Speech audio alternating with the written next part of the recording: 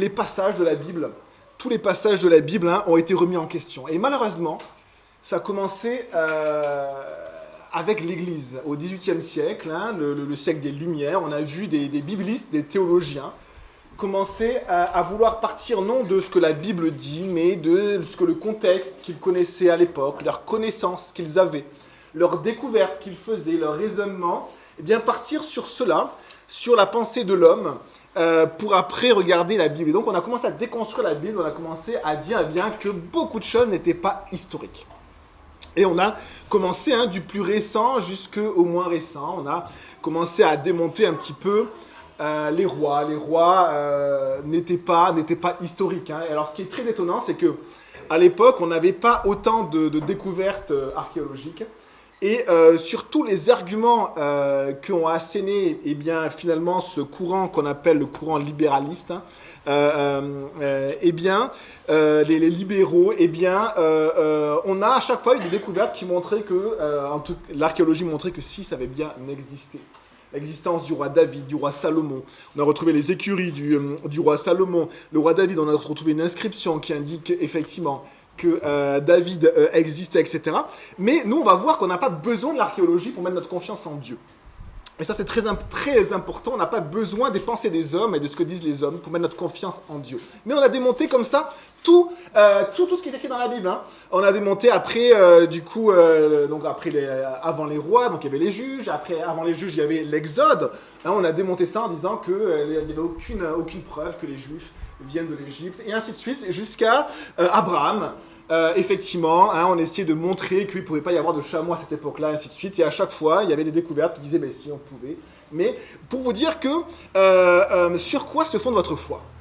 Sur quoi se fonde votre foi ? Et là, on va aborder un livre qui est à la fois crucial, qui est un livre fondement pour notre foi, et qui va nous poser des questions effectivement sur ce que nous croyons et comment nous croyons. Un théologien chrétien, avant de mourir, de la génération dernière, a dit ceci, a dit que les chapitres qui allaient être le plus attaqués dans les générations à venir, c'était les 6 premiers chapitres de la Genèse. C'est déjà fait, ça a déjà été attaqué, ça a déjà été dans le monde occidental, ça a déjà été déconstruit. Et on va voir à quel point notre monde a vu des aberrations qui viennent du fait effectivement qu'on a déconstruit notamment les premiers chapitres du livre de la Genèse. Alors, avant de commencer, on va prier, on va remettre ces moments dans les mains de Dieu et on va regarder une introduction du livre de la Genèse.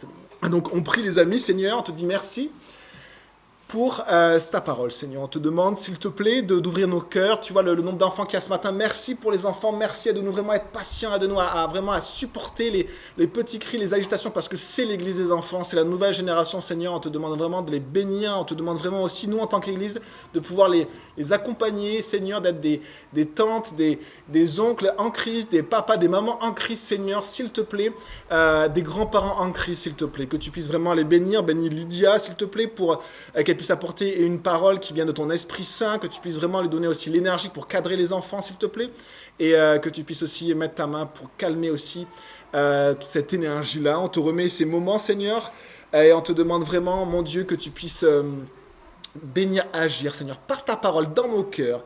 Saint-Esprit, agis par ta parole dans nos cœurs, que le nom de Dieu soit béni ce matin. Amen.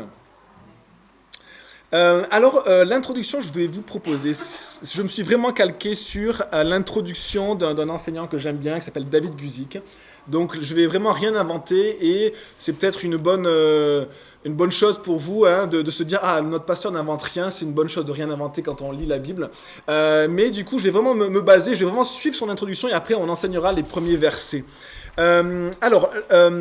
La première chose qu'on peut dire, c'est que la Genèse, si j'interroge mes collègues, pour eux, c'est un mythe fondateur, un mythe comme les autres peuples l'ont. Et alors, moi, je vous lis simplement ce que C.S. Lewis, le grand C.S. Lewis, celui qui a écrit Le Monde de Narnia, celui qui a été autant connu que Tolkien, qui a écrit Le Seigneur des Anneaux, c'était les 2 personnes les plus importantes dans la littérature du siècle ou 2 siècles derniers. Voici ce que C.S. Lewis a écrit.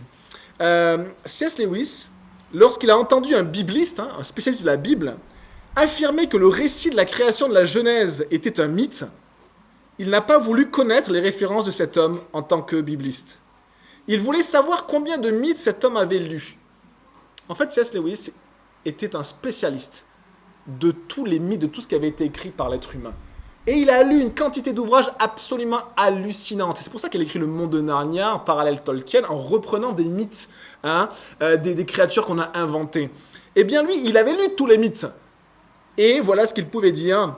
Les mythes étaient l'affaire de Lewis en tant qu'érudit littéraire, et il pouvait voir que le récit biblique de la création était différent des récits mythiques. Il a pu dire que je n'avais jamais rien lu de tel que la Bible, un spécialiste de tous les mythes qui existaient. On sait que la Genèse n'a pas été écrite comme un document scientifique. Mais si Dieu pointe sur des choses physiques et scientifiques, eh bien on va creuser ensemble, parce qu'on va devoir éprouver notre foi et croire que c'est vrai. Et croire que la Bible est la révélation de Dieu. Je vous lis ceci, c'est la gloire de Dieu de cacher les choses et la gloire des rois de la découvrir. C'est un verset d'un Proverbe 25, verset 2. Effectivement, des choses nous seront cachées. Une compréhension nous sera voilée. Le danger, c'est de dire, moi je sais comment ça s'est passé, c'est ce que disent les scientifiques, mais ils se basent sur une théorie, sur des théories scientifiques, sur des modèles scientifiques. Il n'était pas là il y a peut-être 6000 ans ou peut-être plusieurs milliards d'années, il n'était pas là pour voir comment les choses se sont passées. Et leur foi se fonde sur la raison, et nous, j'espère, mes frères et sœurs, que notre foi ne se fonde pas sur notre raison. C'est très dangereux. Vous savez, les nazis se fondaient aussi sur la raison. Ils ont développé beaucoup d'arguments rationnels avec des aberrations. Et nous croyons, nous, que nous sommes meilleurs que ce temps-là, mais nous nous fondons sur les mêmes choses. Donc faisons attention et mettons vraiment notre foi sur la parole vivante et permanente de Dieu. Alors, la première chose que nous allons dire quand nous allons aborder la Genèse, eh bien, c'est un verset du Nouveau Testament de 2 Timothée 3, verset 16, qui nous dit ceci. « Toute écriture est inspirée de Dieu et utile pour enseigner. » Ça veut dire ce qui est vrai, enseigner, pour convaincre, changer les cœurs, comprendre la vérité, pour corriger, nous remettre sur le chemin de Dieu, pour instruire dans la justice, grandir dans la justice, afin que l'homme de Dieu, la femme de Dieu soit complet, complète, accompli et équipé pour toute bonne œuvre. Une chose que l'on doit réaliser, mais fortement, c'est que Jésus croyait que le récit de la Genèse était vrai. Il a cité Adam et Ève. Il a cité le déluge.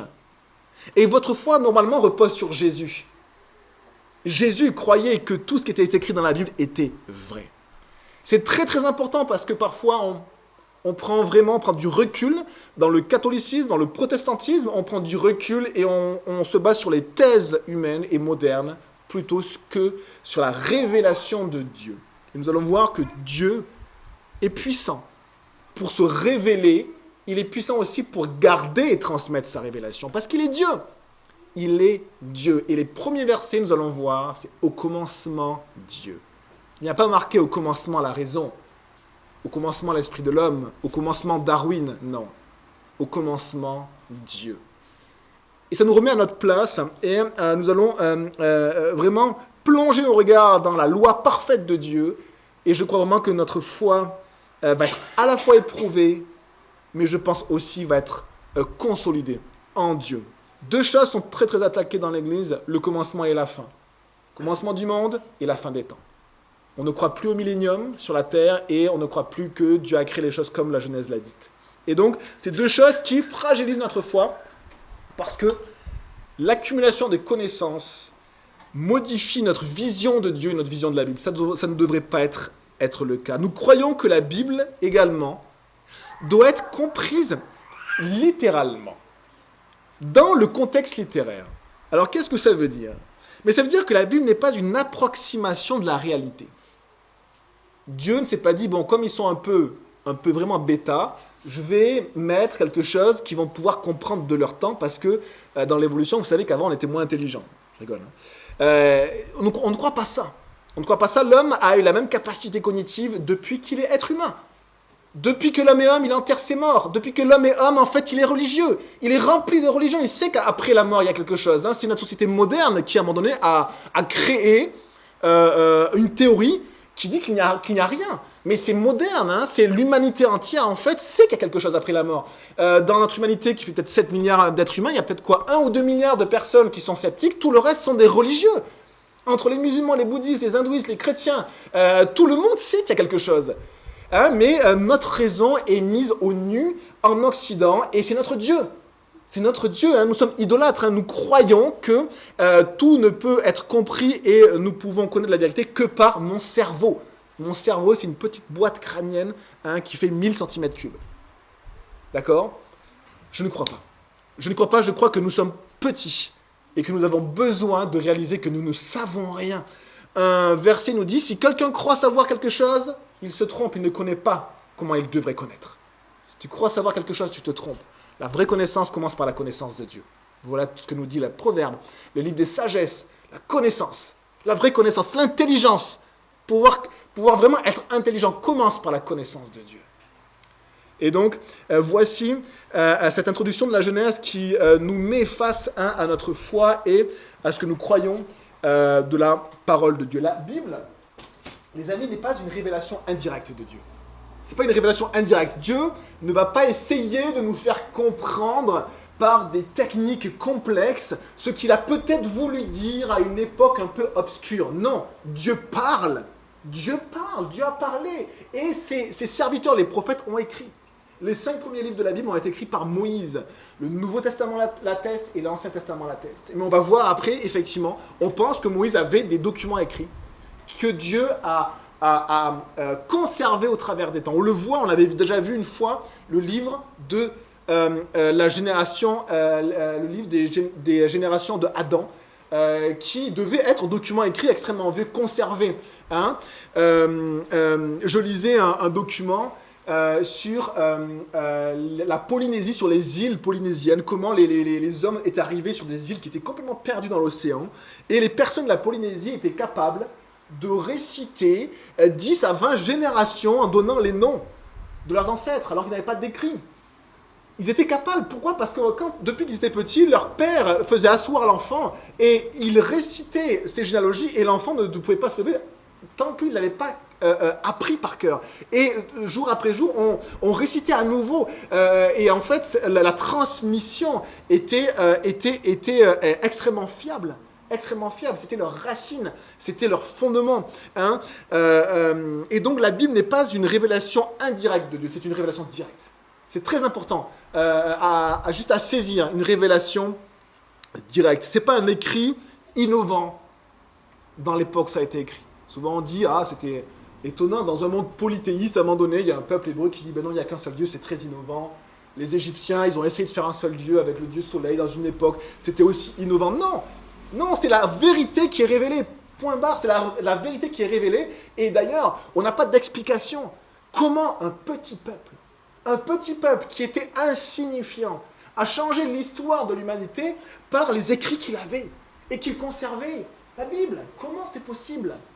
La révélation du Dieu unique, la révélation du Dieu trinitaire. Dieu, il n'y a qu'un seul Dieu qui a tout créé. Et on a cette révélation de Dieu qui est une révélation directe. Par contre, effectivement, nous avons, la Bible est plus qu'un livre. Il faut le réaliser aussi, la Bible, c'est plus qu'un livre, c'est une bibliothèque. Bible, c'est la même racine que bibliothèque, ça veut dire livre au pluriel, d'accord ? Et c'est un ensemble de livres inspirés que nous avons compilés dans un gros livre qui s'appelle la Bible. Même les Juifs avaient plusieurs rouleaux et pas qu'un seul rouleau de la Bible. Et notre Bible, la révélation de Dieu comporte des parties qui sont historiques, des parties qui sont poétiques et des parties qui sont prophétiques. Effectivement, et même des parties qui sont paraboliques, des paraboles, les paraboles de Jésus, sont vraiment des images. Eh bien, nous croyons que la Bible doit être comprise littéralement dans le contexte littéraire. C'est-à-dire que si on sait que l'auteur écrit de manière poétique, ce qu'il dit est vrai.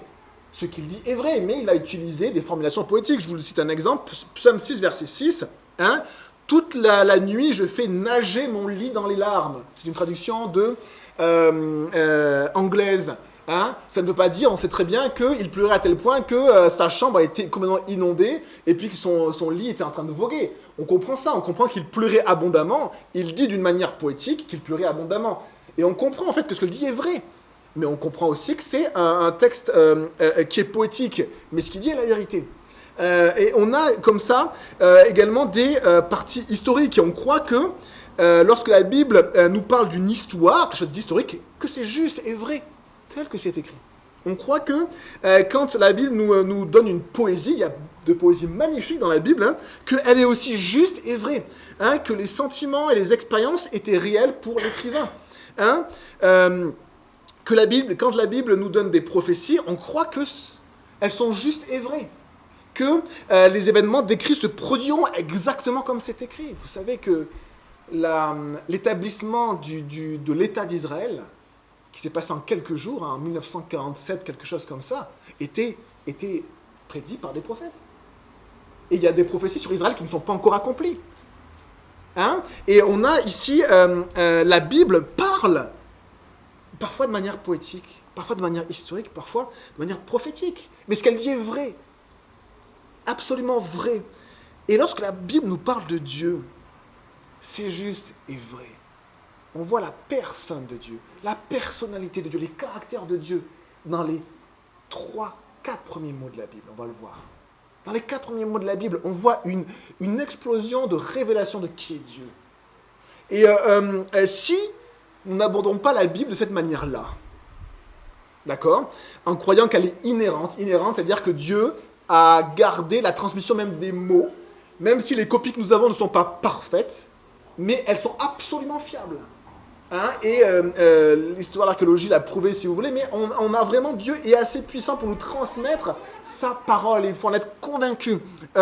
Si nous n'abordons pas la Bible de cette façon-là, si nous l'abordons comme ceux qui prennent des distances sur la Bible, en disant non mais on sait que l'évolution a tout créé, non mais on sait que ce sont des morceaux de texte qui ont été recompilés, non mais on sait que, eh bien alors, nous ne pourrons l'aborder qu'avec ce que nous ressentons.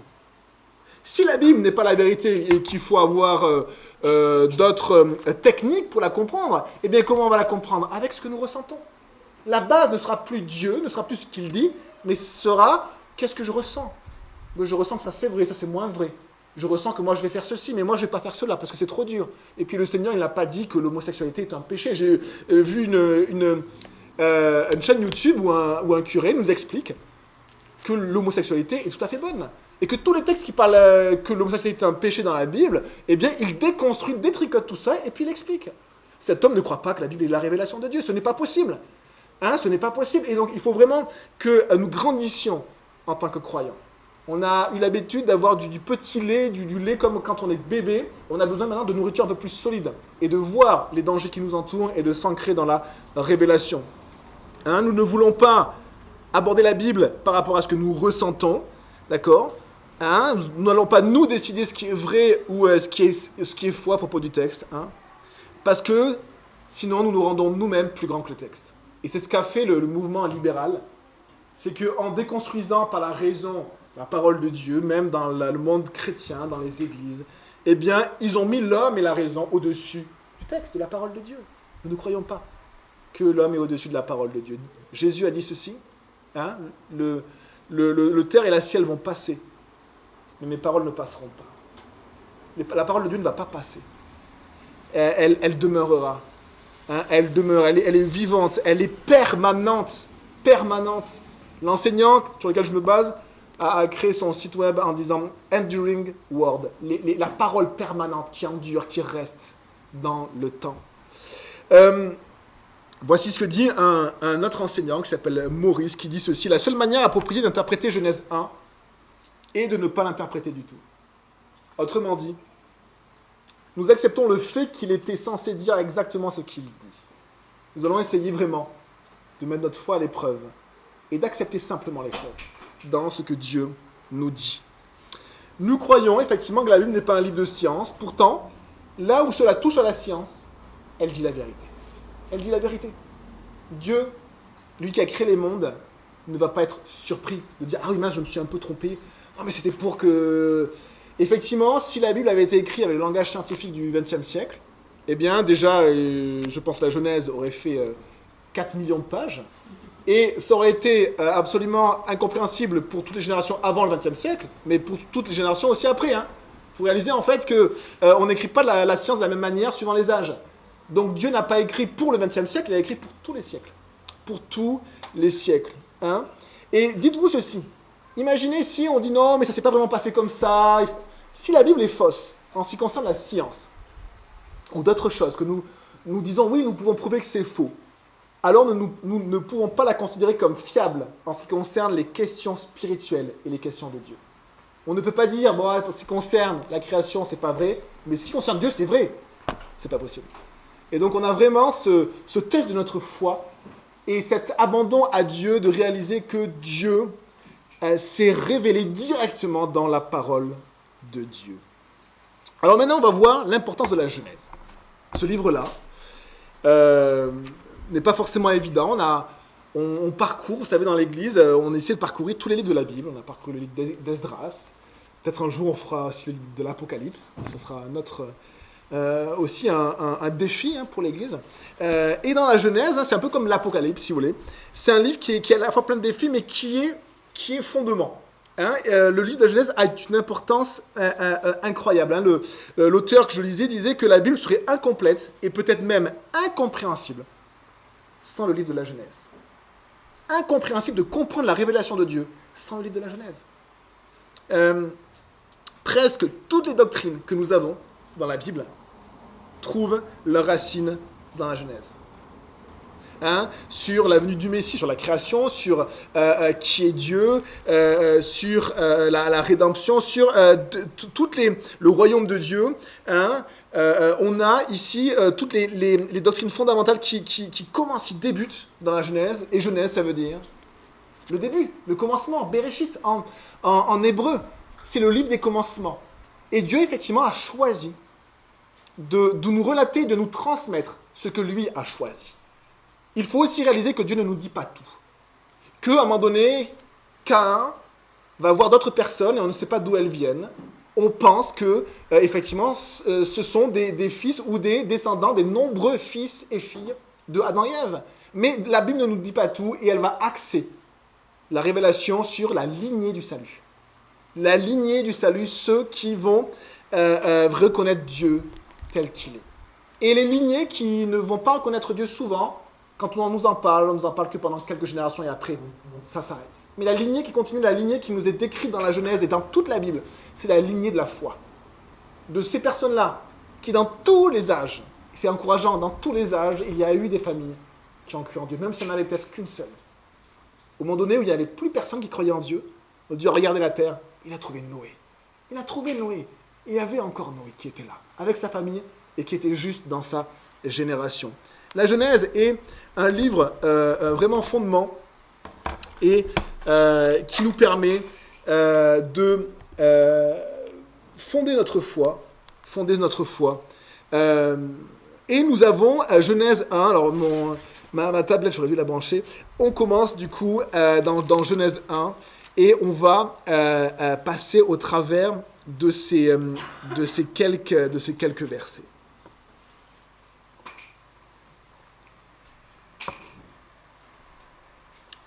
La parole de Dieu, dans Bereshit, le commencement, commence par ces mots-là. Au commencement, Dieu créa le ciel et la terre. La parole de Dieu nous dit ceci. Nous dit qu'avant toute chose, avant tout ce qui est et qui existe, il y a Dieu. Au commencement, avant toute chose, il y a Dieu.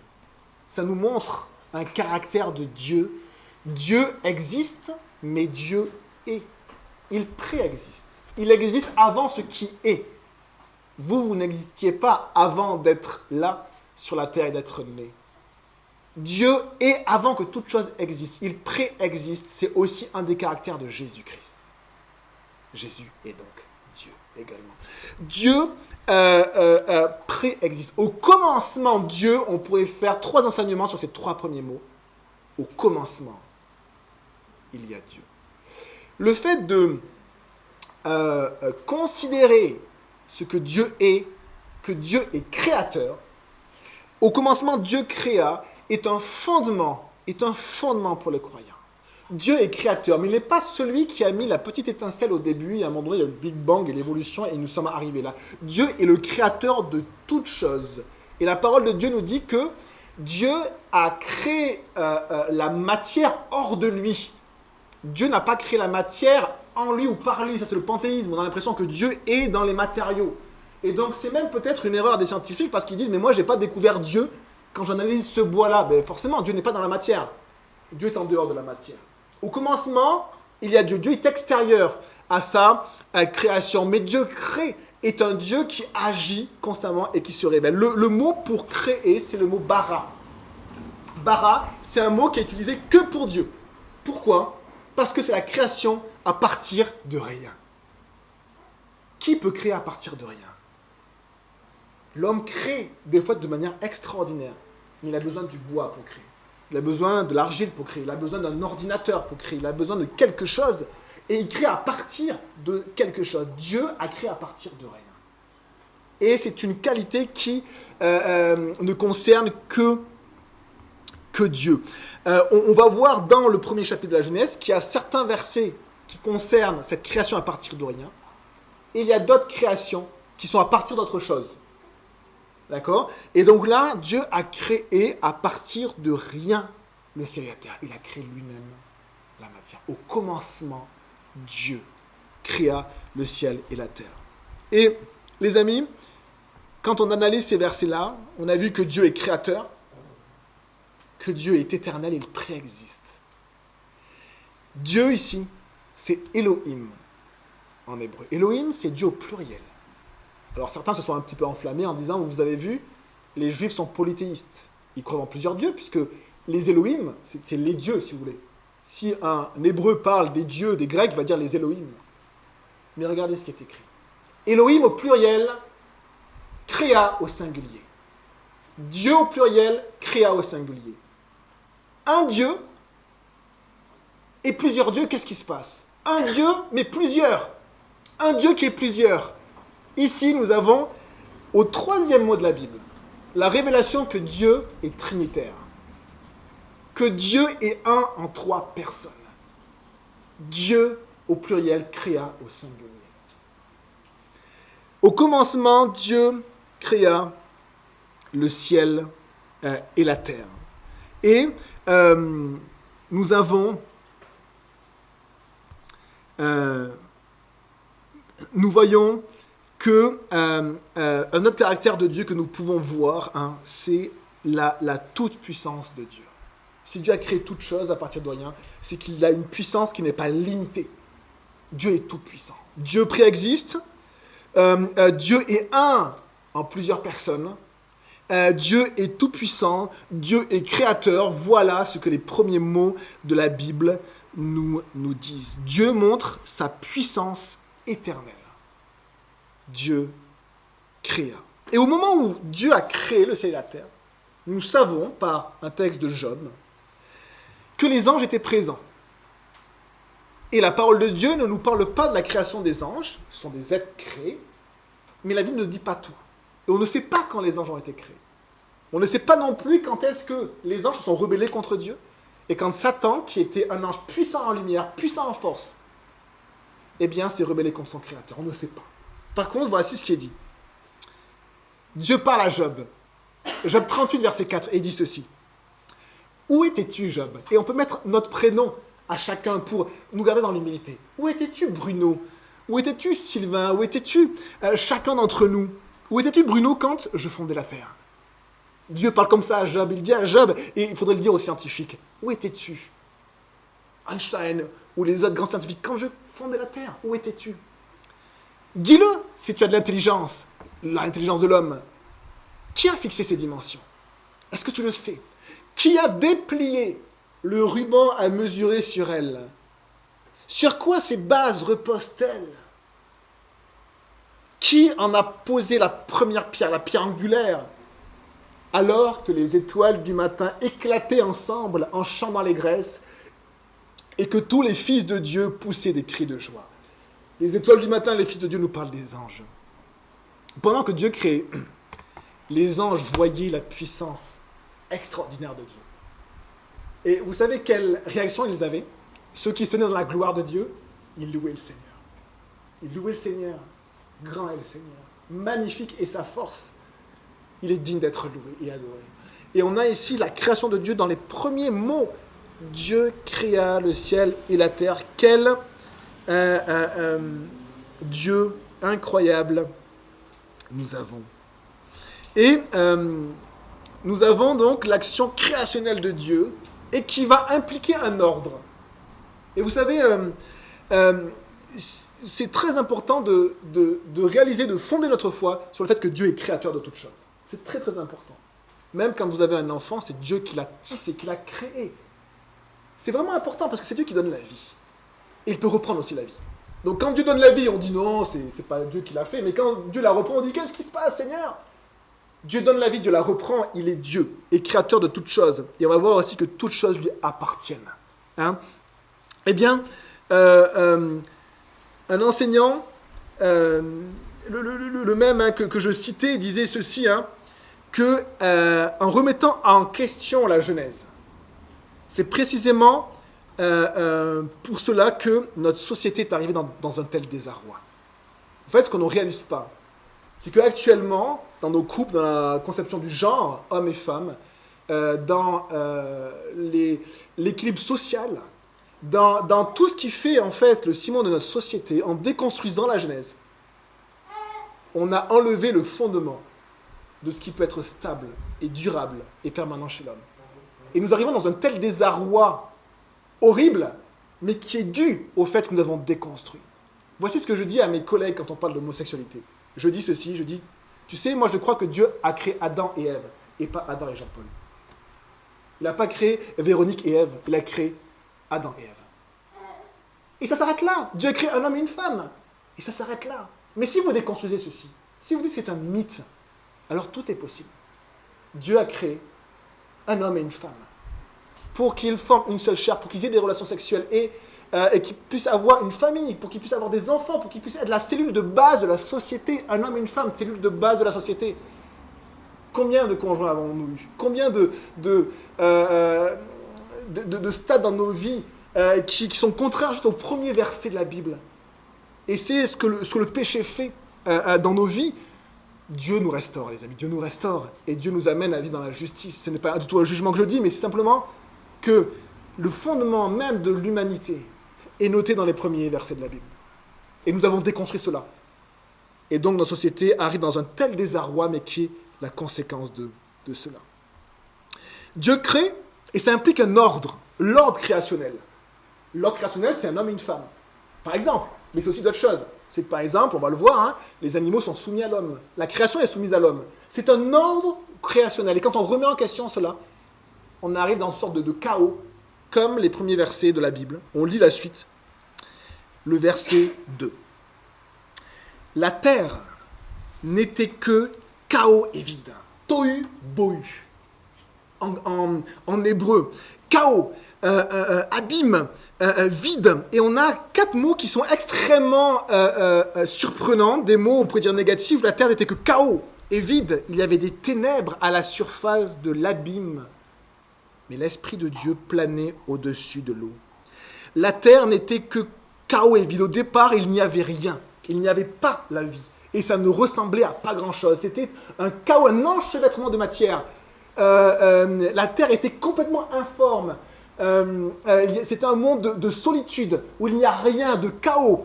Comme un monde de destruction. Ces mots-là disent ceci. Le monde n'avait pas pris forme. Le monde n'avait pas encore été agencé, il n'avait pas été ordonné, il n'avait pas été fixé. Tous les éléments se mélangeaient, c'était un chaos impressionnant. Il y avait des ténèbres à la surface de l'abîme, il y avait des espaces vides et des abîmes tellement profonds qu'un abîme, c'est un endroit où on a l'impression qu'il n'y a pas de fond, hein, comme l'océan, un abîme, comme un gouffre. Hein, il y avait des abîmes et des abîmes de ténèbres. Des abîmes remplis d'obscurité. Il n'y avait pas de lumière. C'était un monde qui était dans l'obscurité. Un monde de profondeur, de lieux profonds, de chaos, de vide impressionnant. Hein? Il y avait des abîmes qui étaient dans les ténèbres, des vides de ténèbres. Mais regardez ce que dit la parole de Dieu. L'Esprit de Dieu planait au-dessus de l'eau. Ce qui est extraordinaire, c'est que nous avons vu que Dieu, Elohim, c'est-à-dire Dieu, les trois personnes de Dieu trinitaire, a créé. Le Père, le Fils et le Saint-Esprit étaient à l'œuvre dans la création. Le Père a créé, on le sait, mais l'Esprit de Dieu est présent dans la création. Il est même présent au milieu de cette création-là. Et il plane sur ces eaux.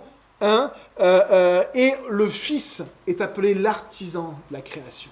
Le Père, le Fils et l'Esprit. Et on voit qu'il y avait des eaux. Alors, est-ce que c'était des eaux liquides ou gazeuses? On peut supposer que c'est chaotique, donc c'était peut-être gazeux, peut-être un mélange de liquide, de gaz, d'eau, de vapeur d'eau. Et il y avait ces abîmes, cet enchevêtrement de matière sans lumière, mais il y avait la lumière parce qu'il y avait l'Esprit de Dieu. Il y avait l'Esprit du Seigneur. Et un enseignement spirituel à ce sujet qui m'avait encouragé. Vous savez, parfois notre vie ressemble à un chaos, un peu comme les premiers temps de la création. Et on voit que même dans le chaos, le Saint-Esprit est là au-dessus. Et il est à l'œuvre. Parfois même, le Saint-Esprit est en train de former des choses. Alors que nous sommes dans un enchevêtrement de chaos, de difficultés. Le Saint-Esprit est là au-dessus. Dieu est à la maîtrise. Dieu est là. Le Saint-Esprit était là alors que c'était un grand n'importe quoi de matière. Dieu planait, il était là et les choses étaient entre ses mains. Verset 3, Dieu dit qu'il y ait de la lumière. Et il y eut de la lumière. La parole de Dieu nous dit ceci. Nous savons par la foi que les mondes ont été créés par la parole de Dieu. Parole de Dieu, dans le verset que nous avons lu en introduction de Timothée 3, toute parole est inspirée de Dieu, théopneustos, c'est-à-dire qui sort du souffle de Dieu, d'accord? Le souffle de Dieu, la parole de Dieu, a la puissance même de faire que quelque chose soit alors que quelque chose n'était pas. Il a la puissance de création, il a aussi la puissance de vie, la puissance de restauration. Et c'est lui qui va former, qui va créer, qui va remplir, qui va séparer, qui va ordonner dans la création, que la lumière soit, et la lumière fut. La lumière, ici, jaillit. Elle jaillit avant le soleil. Avant le soleil. Si un scientifique vous dit c'est impossible, vous dites, vous-même vous le dites, parce que vous qui croyez au Big Bang, le grand boom, le Big Bang c'est un grand boom. Poum. Le grand boom, eh bien, il y a eu un moment de lumière, un moment de ténèbres, et après, une organisation de la lumière et des ténèbres dans le fil du temps. La lumière a jailli avant que Dieu crée le soleil. La lumière a jailli avant. Et la lumière, quand on étudie la lumière scientifiquement, c'est un élément physique qui est absolument incompréhensible. C'est-à-dire qu'elle fonctionne comme une onde. Une onde, c'est une déformation de la matière. Je tape quelque part, et puis la matière se déforme et transmet la déformation. Mais ce n'est pas de la matière, l'onde. L'onde, c'est une déformation de matière. Et nous, on fonctionne avec les ondes, on fait des vibrations, et puis on peut avoir la radio, on peut avoir plein de choses. Et c'est une vibration. Eh bien, la lumière fonctionne comme une vibration. Donc elle n'est pas matière, mais elle fonctionne aussi comme une matière. Comme des particules d'énergie. Et donc on a deux conceptions de la matière que les scientifiques connaissent, mais qui ne sont pas compatibles. Elles ne sont pas compatibles. Donc soit on considère que la lumière est comme une onde, soit comme de la matière énergétique. On ne sait pas comment faire en fait. C'est-à-dire qu'on ne comprend pas la lumière. La lumière nous montre à quel point Dieu est grand. On ne comprend pas la lumière et peut-être même qu'un jour on réalisera qu'il y a une troisième manière de décrire la lumière. Ça ne m'étonnerait pas. Dieu montre sa puissance éternelle dans ce qu'il crée. Et il montre que parfois on ne peut pas comprendre les choses comme on ne peut pas comprendre Dieu. Dieu est grand. Et la lumière nous montre à quel point Dieu est grand. Verset 4. Dieu vit que la lumière était bonne. Et il sépara la lumière des ténèbres. C'est une autre phase de la création. On ne sait pas, sur ces premières phases, combien de temps ça a mis. Après, le Seigneur donne des jours. 6 jours de création. La parole de Dieu nous dit que Dieu a créé la terre en 6 jours. Mais avant cela, cette matière-là, on ne sait pas. On ne sait pas, il n'y a pas de notion de temps sur ces étapes-là. Dieu vit que la lumière était bonne, il sépara la lumière des ténèbres. Alors ce qui est très intéressant, c'est que Dieu n'a pas créé l'abîme. Dieu n'a pas créé les ténèbres. Mais Dieu a créé la lumière qu'il va séparer des ténèbres. Et il va remplir les abîmes. Il va former. Il va être celui qui est l'artisan de la création, le potier, celui qui prend un morceau de bois et qui œuvre sur ce bois pour en faire une œuvre magnifique. C'est vraiment le créateur qui forme les choses. Dieu vit que la lumière était bonne. Le mot bon, c'est le mot tob, qui signifie plaisant, excellent, bienfaisant. Quand Dieu dit au peuple, voici un pays que je vous donne qui est bon pour vous, c'est le même mot. C'est-à-dire que la lumière était vraiment bonne pour l'homme, elle était bonne pour la création, elle était bonne pour la vie. Et on le sait, sans lumière, il n'a pas de vie. Il doit y avoir de la lumière est bonne pour la création. Elle est bonne. Et Dieu sonde toutes choses. Et ce qu'il crée est bon. Ce qu'il crée provient vraiment de ce désir de créer une nature plaisante, excellente, magnifique, extraordinaire. Et après, il mettra l'homme dans cette nature qu'il aura créée. Il a vu que la lumière était bonne. Et alors, Dieu va séparer la lumière des ténèbres. Dieu va séparer, il va ordonner. Il va ordonner les choses et pour le bien-être de sa création.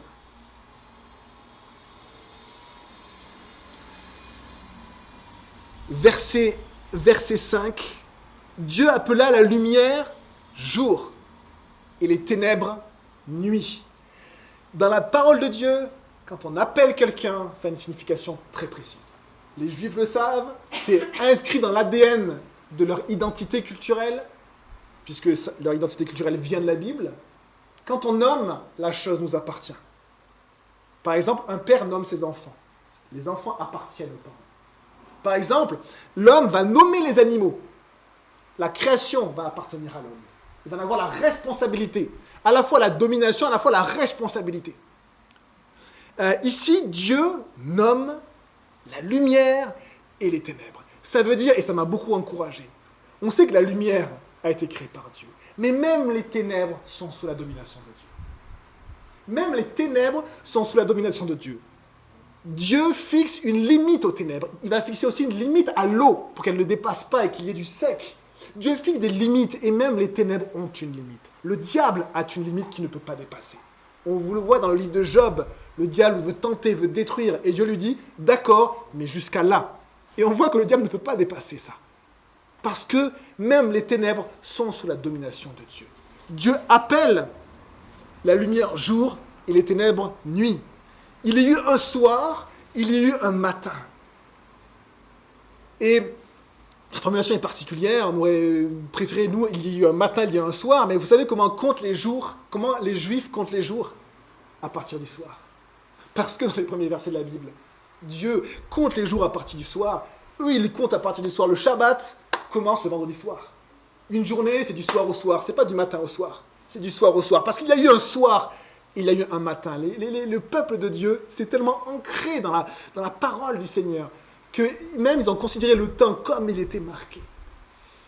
Il y a eu un soir, il y a eu un matin. Certains disent, alors là par contre c'est un peu plus imagé, et c'est pas du tout une approche littérale, mais il y a eu un désordre, il y a eu un ordre. Dieu, à chaque jour, il va séparer, il va former, il va remplir, il va compléter. L'homme va être complété par la femme. Il va créer jour après jour cette terre qui est magnifique. Dieu appela la lumière jour et les ténèbres nuit.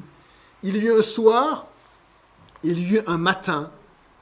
Ce fut le premier jour. Dieu nous dit qu'en 6 jours, Dieu a fait les cieux et la terre. Exode 20, verset 11 nous dit ceci. Car en 6 jours, l'Éternel a fait les cieux, la terre et la mer. Alors même si ça nous pose des problèmes, que Dieu ait créé tout en 6 fois 24 heures, je laisse ceci à Dieu. Je sais que le temps est lié également à la vitesse. Il y a plein de possibilités. Ce qui était très, très intéressant, c'est que un grand enseignant, vraiment, qui est très fiable et qui a un fondement aussi dans nos églises, Calvary Chapel. Hein. En fait, lui, il passait en revue toutes les possibilités. Donc l'évolution, la création, peut-être une création avant ou en parallèle, ou plein de choses possibles, 24 heures ou plus. Et à chaque fois, il pointait du doigt des problèmes. On ne résolvait pas tout. Aucune théorie ne résolvait tout. La théorie d'évolution, si vous voulez que j'en parle, je pourrais en parler, mais c'est une aberration intellectuelle. C'est vraiment une aberration. Il y a une aberration, et qu'on nous enseigne, hein, qui est imposée comme ça, mais il y a une aberration statistique, probabiliste, mathématique, il y a une aberration extraordinaire, mais qu'on évacue comme ça. Et on prend un peu de recul, on dit voilà, les choses sont faites comme ça, puis on place nos pions. Mais aucune théorie ne peut décrire précisément ce que Dieu a fait. Aucune théorie. Alors nous, en tant que chrétiens, les amis, notre rôle, c'est de croire en la parole de Dieu. De croire. Je ne sais pas comment Dieu a tout créé, mais je crois ce qu'il dit. Je crois qu'il a créé en ces 6 jours. Qu'est-ce que veulent dire ces 6 jours? Je ne sais pas. Yom en hébreu, yom, le jour. Certains disent, ça peut signifier plusieurs unités de temps, peut-être. Mais vous prenez les aires géologiques, ça ne marche pas. Ça ne marche pas. Dieu a créé toutes choses. Et ma foi se fonde dans la parole de Dieu. Elle ne se fonde pas sur les raisonnements des hommes. Les amis, on va voir un chant et on va prendre ensemble maintenant la Sainte Seine. Hein, on va commencer l'année en prenant la Sainte Seine. Si vous êtes croyant, si vous avez donné votre vie à Jésus, si vous avez demandé pardon pour vos péchés, vous pouvez prendre ce repas-là. Si vous n'avez pas encore fait ce pas, laissez passer. Et s'il y a un péché qui reste dans votre cœur, parce que peut-être qui entache votre vie, demandez pardon au Seigneur. Mettez en règle votre vie maintenant. C'est le bon moment. On aura un chant et vraiment il a la liberté de prier, un petit temps de prière, après on prendra le repas du Seigneur. Seigneur Jésus, je te dis merci pour ta parole. Au commencement, Dieu créa les cieux et la terre. Et la terre n'était que chaos et vide. Les ténèbres recouvraient les abîmes, mais l'Esprit de Dieu planait sur la surface des eaux. Et Dieu dit que la lumière soit, et la lumière fut. Et Dieu vit que la lumière était bonne. Alors Dieu la sépara des ténèbres. Seigneur, ta parole est extraordinaire. Merci de nous avoir révélé ceci. Merci de nous montrer comment tu as créé les choses. Nous ne savons pas tout, mais notre foi se fonde dans tes mots, dans ton souffle, dans ta révélation. Que ton nom soit béni et qu'on puisse nous être éclatés en louange devant cette création merveilleuse. Amen.